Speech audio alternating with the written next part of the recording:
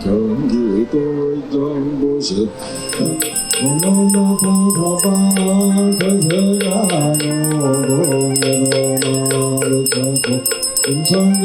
도비여 수령산동기보기나 이회성기도 양국동기보기나 인정당기불량기 나무향양보살나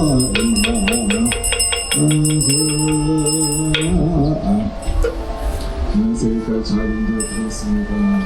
잘 들어주셨습니다.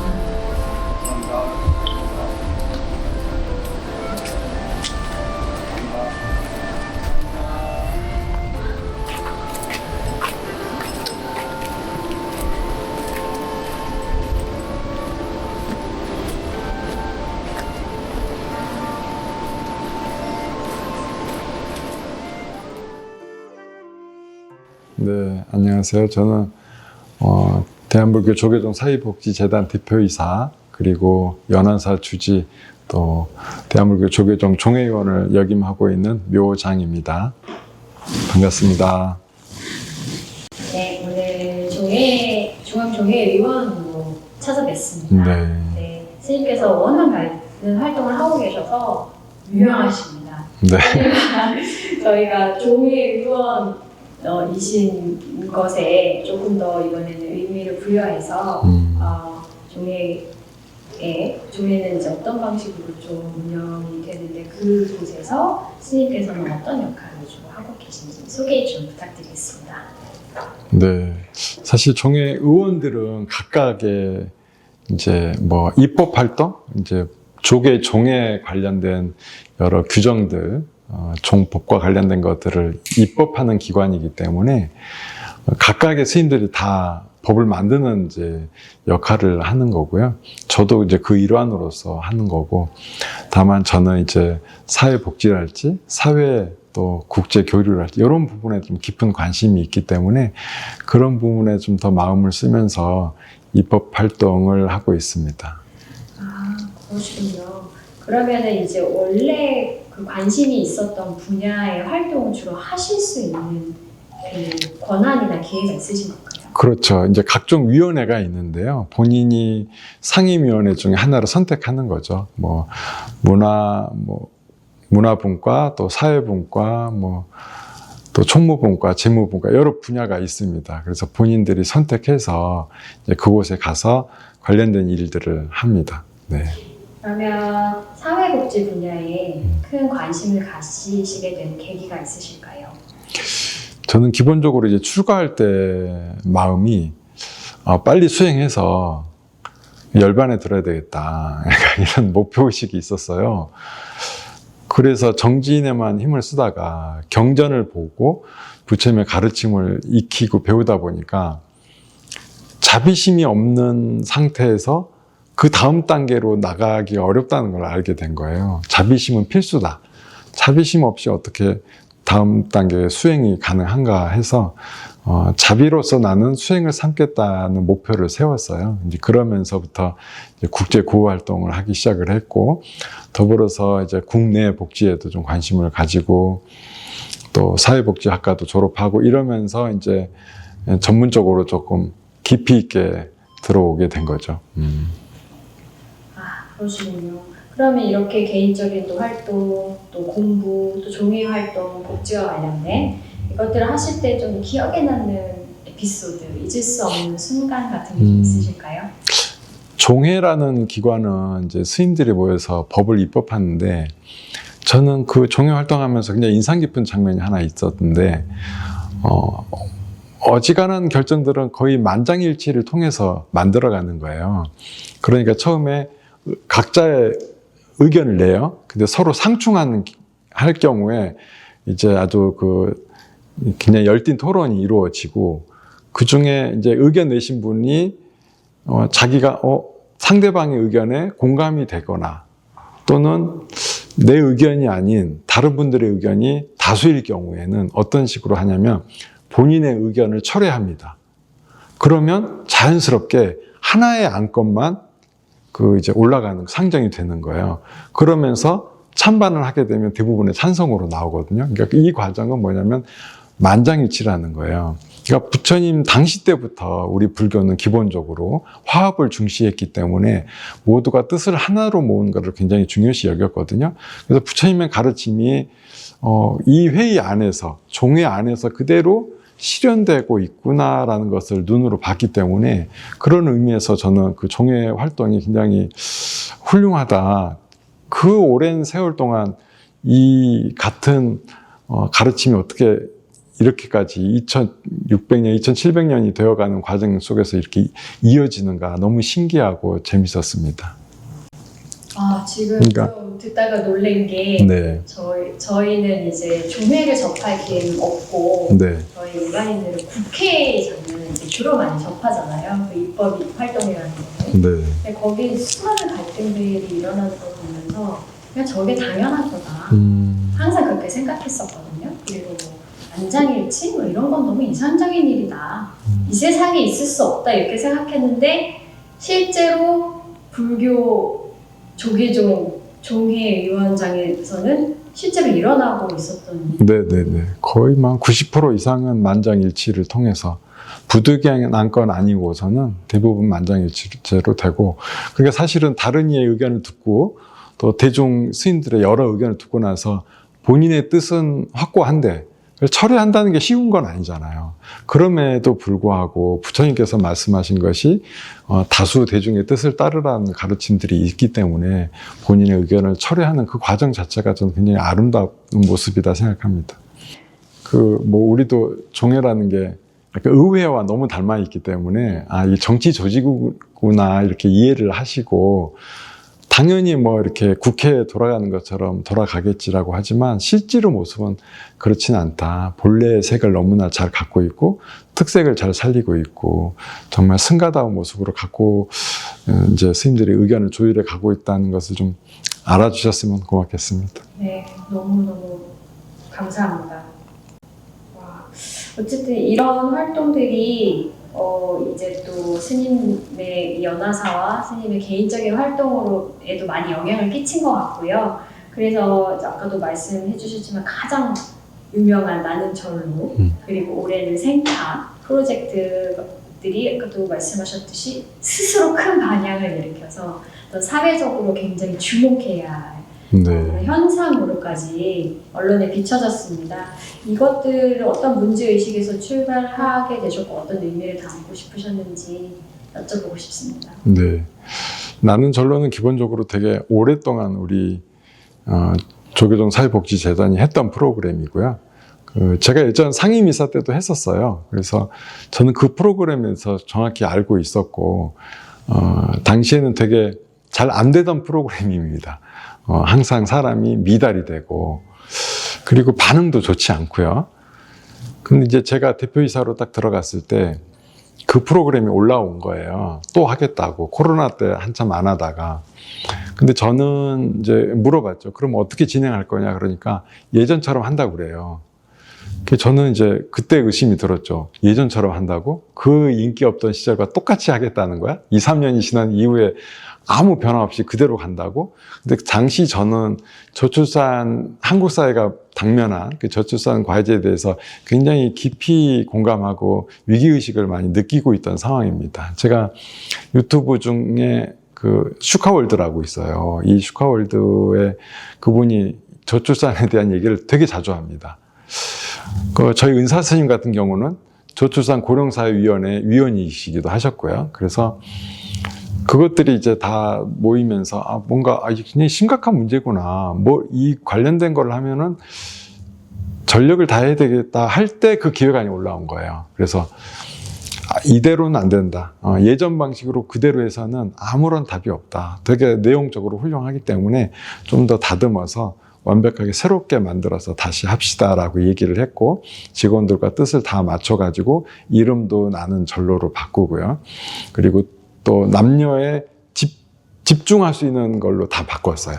그러니까 보통은 밤 9시에 재웠고요. 그러니까 오후 늦게 만나서 밤 9시에 자락하는 거예요. 아직 남녀랑 대화도 잘 못했는데. 왜냐면 그 전에 벌써 만나자마자 2시간 강의를 들어야 됐거든요. 뭘 해요, 거기서? 그리고는 아침에 일어나면 108배를 시켜요. 아침부터 기운이 하나도 없어요, 사람들이. 그러니까, 그리고 아침에 끝나. 남녀가 만나지도 못하고 끝나는 거죠. 그래서 그런 것들 다 바꾸자. 그래서 우리가 한번 멀리 떠나자.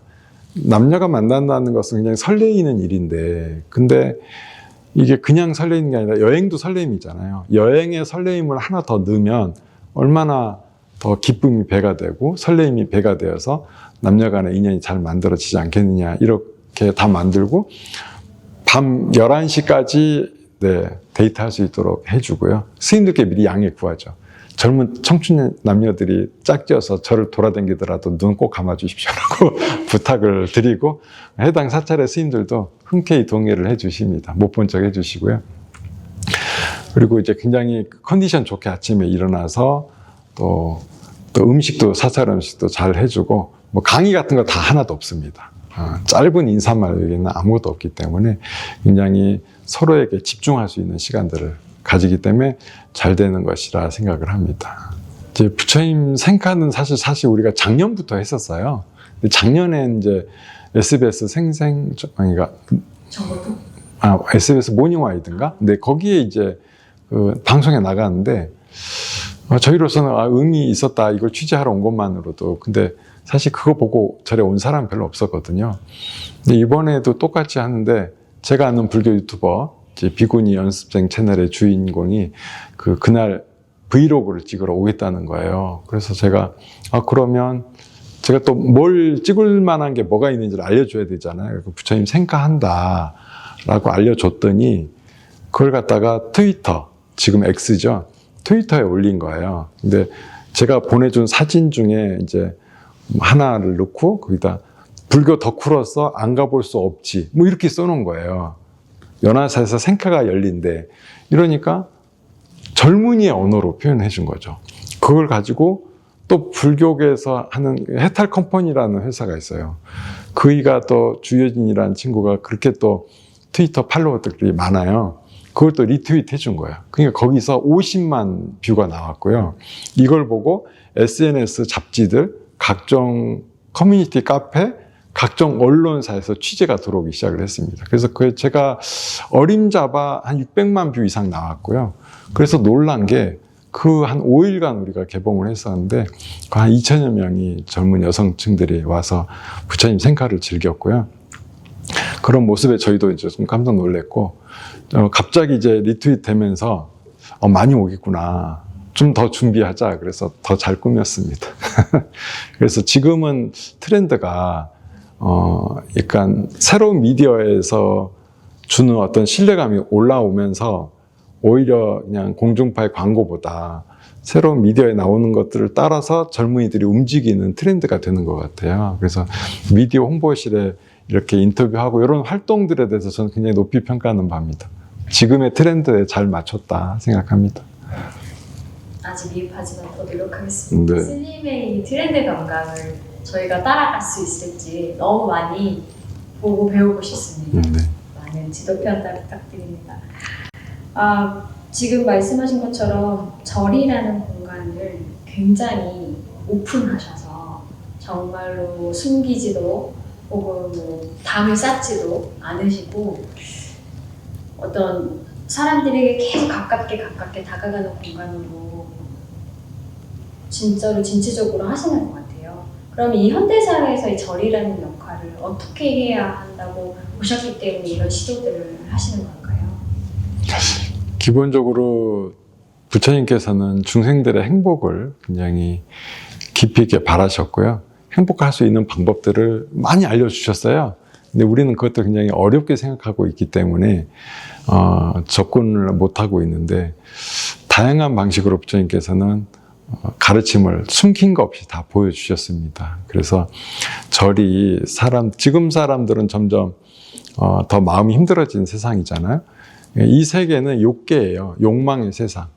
욕망이 없는 사람들이 이 세상에 태어나지를 않았습니다. 다 욕망이 있는데 서로의 욕망이 다른 만큼 그 욕망들이 충돌을 하면서 괴로움은 당연히 나오게 되는 거죠. 누군가는 많이 가져가고 누군가는 적게 가져가고 누군가는 뺏길 수밖에 없고 누군가는 양보해야 되고 이런 일들이 반복해서 일어나는 것이기 때문에 그 욕망이 충족되지 못한 것을 통한 그 괴로움의 크기는 점점 더 커질 수밖에 없습니다. 그래서 지금은 어떻게 보면 물질적인 풍요들은 어느 정도 이루어졌기 때문에 마음의 빈곤, 마음속의 욕망은 아직까지도 다스릴 줄을 모릅니다. 그래서 불교는 그 마음의 욕망들을 다스릴 수 있는 공간으로서 또 마음에 잠깐 번뇌를 쉴 수 있는 공간으로서 그 역할을 다 해야 된다. 다만 거기에 현대적으로 좀 맞춰서 일상의 모든 일이 절에서 이루어졌으면 좋겠다. 그러니까 뭐 은퇴하시고 다들 왜 이렇게 바쁘신지 모르겠어요. 은퇴하시면 그냥 절에 아침부터 오셔가지고 밤늦게까지 기도하시고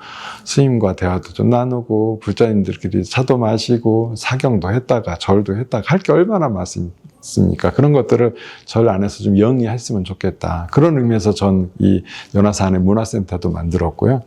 또 이 안에서 춤도 추고 있고 또 뭐 그림도 그리고 다양한 활동들이 여기서 이루어집니다. 그래서 그런 마음에서 아침부터 저녁까지 잠은 집에서만 자라. 그런 마인드로 절이 그 역할을 좀 했으면 좋겠습니다.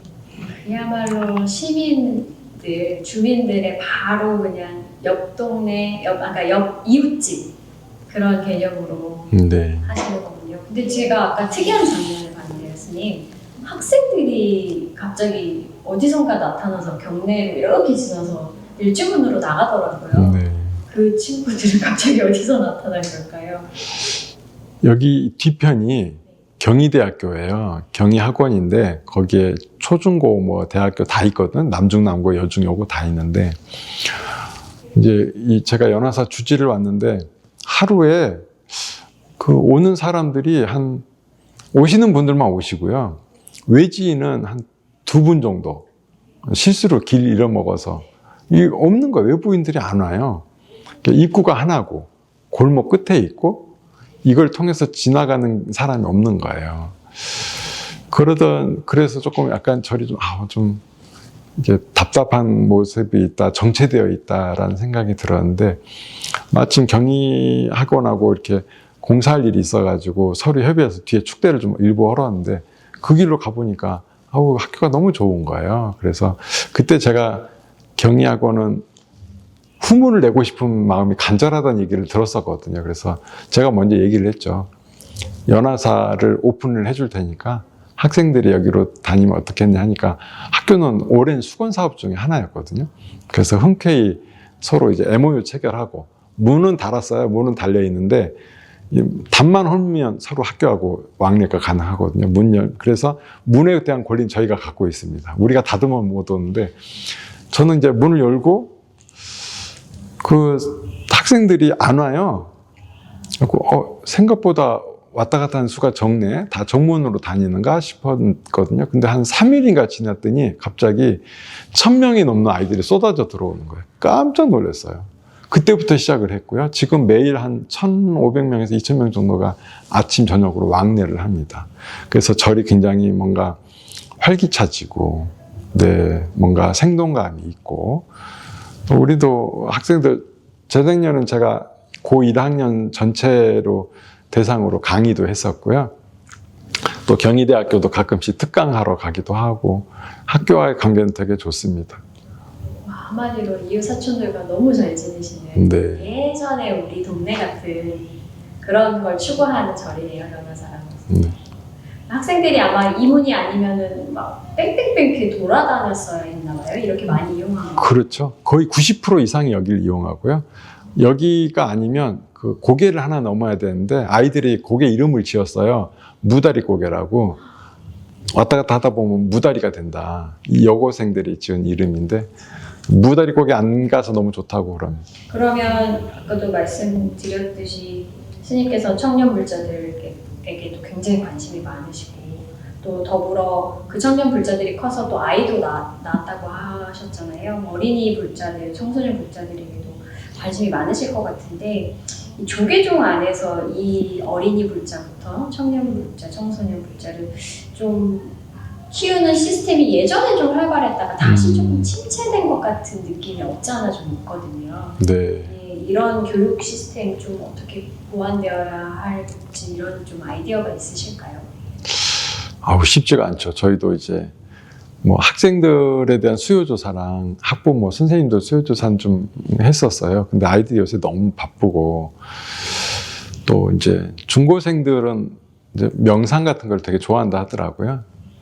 학습에 도움도 되기도 하고 스트레스를 줄여주는 큰 효과가 있기 때문에 저희도 이제 그런 것에 대해서 학생들을 통해서 좀 명상, 선명상을 여기 여중 여고생을 대상으로 좀 준비하고 있고요. 예전에 이제 그런 학생회가 침체된 또 계기가 있어요. 그게 하나는 이제 중앙승가대가 있었는데 고대 옆에 있었거든요.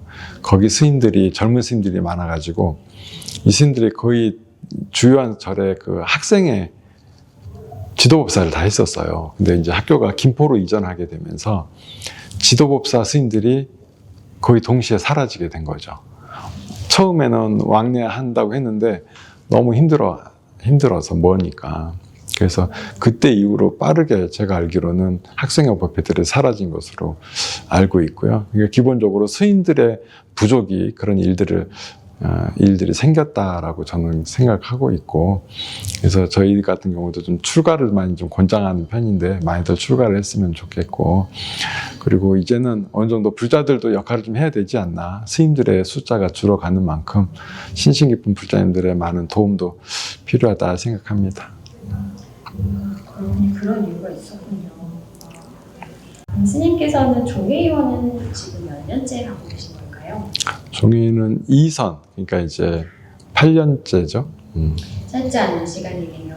또 종회의원도 하셨고 사회국장님도 하신 적이 있는 네. 제가 알고 있고, 지금은 정말로 불교 콘텐츠 기획자로서도 엄청 다양한 역할을 하고 계시고, 이렇게 볼 때 정말 한국 불교가 또 10년 후에는 어떤 모습이 되었으면 좋겠는지를 이미 생각해 놓으신 게 있으실 것 같아요. 왜냐면 몇 년 코로나 시대 때만 해도 아무도 생각하지 못했던 그 온라인 디지털 포교를 지금 가장 활발하게 하고 계시고, 네. 그래서 성과를 내고 계시기 때문에 조금 더 앞서 보신 한국 불교의 10년의 모습 어디로 가야 한다고 생각하시나요?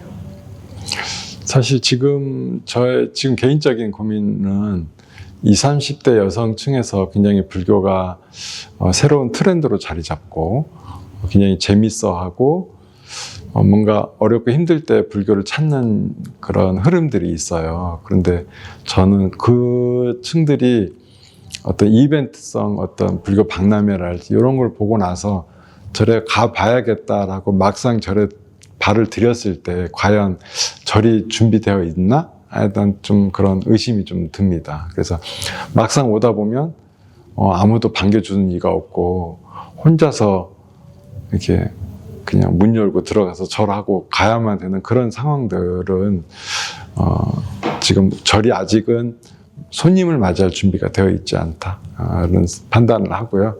그래서 저희 절은 이제 되도록이면 누구든지 좀 환영해라. 올 때 딱딱하게 맞이하지 말고 어서 오세요. 고향집에 돌아온 느낌으로 환영을 하기를 늘 얘기하고, 스님들한테도 저는 이제 절 앞에 왔다 갔다 하면은 어서 오세요라고 말하고 스님이 먼저 말 걸라고 제가 얘기를 하거든요. 그래서 사실은 우리 절도 청년회가 없었는데 이게 좀 왔다 갔다 한 친구들한테 말 걸어서 차 한잔 줄까요? 이제 사찰 안내해 줄까요? 해서 그 친구들만 데리고 한 명 한 명 모인 게 지금 30명이 넘게 회원들이 모였거든요. 이게 이 기간이 모인 기간이 1년밖에 안 됩니다. 그래서 이렇게 적극적으로 환영하는 마음으로 다가섰을 때 반응이 굉장히 좋기 때문에 좀 더 오는 사람 막지 않고 가는 사람 붙잡지 않는다는 마인드 말고, 네, 어서 오세요 해주고 안녕히 가세요 좀 해주고 했으면 다음에 우리 불교는 다음 세대를 위해서는 그분들이 이미 우리를 맞이할 준비가 돼 있다고 저는 생각을 하고요. 저희가 그분들 위한 준비를 좀 더 해야 되겠다 생각을 합니다. 여기 앞에 굉장히 귀엽고 정말 일반 카페 분위기 못지 않은 네. 카페가 있던데 그것도 그런 의미에서 준비하신 걸까요? 네, 맞습니다. 저 카페 같은 경우는 우리 한국 전체에서 절 안에 들어온 카페의 1호 카페입니다. 제가 처음 만들었고요. 저 카페가 만들어질 때 너무나 특색이 있어서 당시 손석희 씨가 라디오 할 때 있었잖아요. 그때 라디오에도 초대받아서 그 인터뷰도 했었고요. 물론 이제 제 사제 스님이 인터뷰는 했었는데, 그러니까 만들기도 그냥 카페가 아니라 절에 카페가 들어온다면 사람들이 이제 비난을 하던 시기였어요. 장사 돈에 눈이 멀었구나. 우리는 뭐 자꾸만 돈과 관련되면 이렇게 비난을 받는지 잘 모르겠어. 어쨌든 근데 거기서 저는 이제 가치를 중요시 여겼기 때문에 공정무역 커피를 들여와서 저희가 네팔에 한 2만 주 정도 커피를 심어줬거든요. 커피 나무를. 그래서 거기에 난 수확물의 커피를 갖고 카페를 운영하기 시작을 했습니다. 그래서 당시에도 결코 우리가 했던 일들이 비난받거나 그러진 않았고요. 지금도 저 공간을 젊은이들이 너무 좋아하고 지금은 이제 아이들이 많이 써요. 초등학생 아이들이. 왜냐면 북카페라서 아이들용 책을 많이 갖다 놔서 엄마가 픽업하러 올 때까지 기다리면서 공부하면서 있고요. 엄마들도 엄마가 먼저 오면 아이들 기다리면서 카페 마시고 또 여기 인근에 또 경희 의료원 선생님들도 많이 오셔서 커피 마시고 그 안에 카페가 많은데 왜 여기까지 오셔서 드시냐고 물어봤더니 거기서 먹으면 업무의 연장선 같대요. 여기 와서 먹어야 나 잠깐 힐링하는 거야 뭐 이런 마인드가 생각이 든다 하더라고요. 그래서 이것도 역시 사람들과 소통하기 위한 방편. 그분들이 사실 절에 와서 절이라는 게 불교를 안 믿는 사람들한테는 이 쉽지 않은 공간일 수도 있잖아요. 근데 카페라는 공간은 그냥 익숙한 공간이잖아요. 그러니까 낯선 공간 속에 익숙한 공간이 있으면 그곳에 머물러 있으면은 그것이 굉장히 편안한 곳이 되는 거죠. 그러니까 내가 커피컵 하나를 내음을 통해서 나는 이 공간 전체를 내 마음 편히 1시간이든 2시간이든 머무를 수 있어. 난 남 눈치 안 봐도 돼. 이런 생각들이 들게 돼 있거든요. 그래서 열린 공간으로서의 카페를 저희는 이제 만들기 시작했습니다.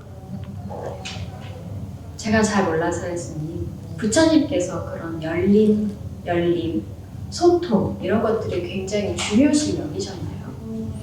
그렇죠. 부처님은 이제 대중공사라는 게 있어요. 그러니까 모두가 같이 소식을 공유하는 거고요. 그리고 어떤 일들에 있어서 본인들이 무조건 의견을 표명해야 돼요.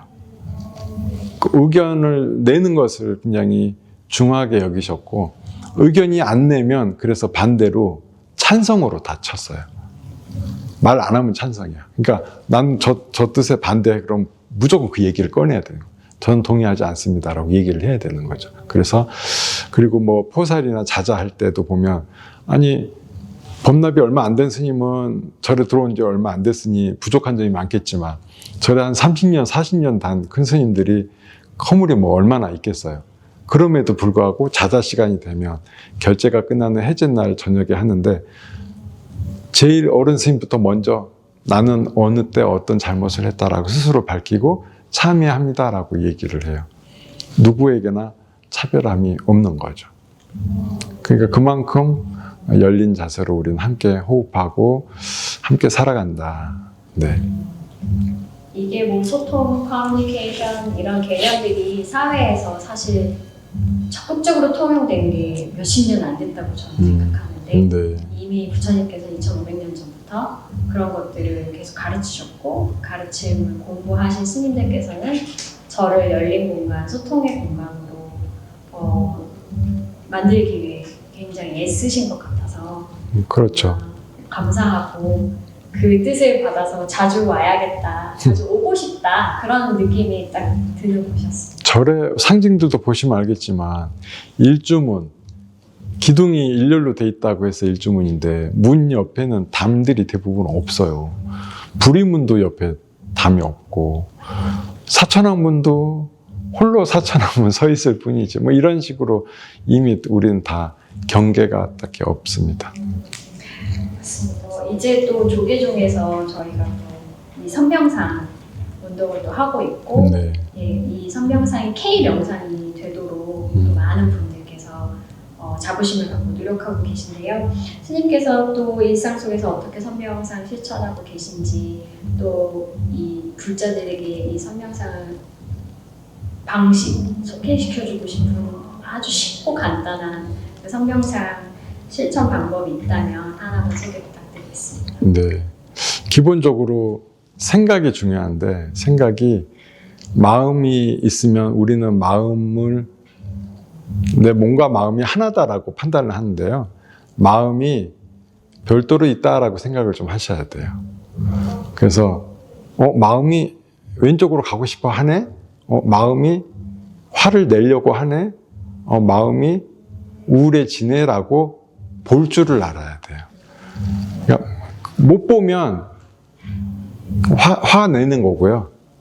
왼쪽으로 가는 거고 오른쪽으로 가는 거고 이렇게 됩니다. 그러니까 아무 생각 없이 끌려다니게 되는 거죠. 그래서 마음이라는 것을 관찰하는 눈을 가지는 게 중요하고, 내가 선장이다. 마음은 왼쪽으로 가고 싶어 했지만 오늘은 오른쪽으로 가볼까? 라고 방향 한번 틀어보고, 마음이 화가 내야 될 거라고 판단을 했지만 꼭 지금 내야 될까?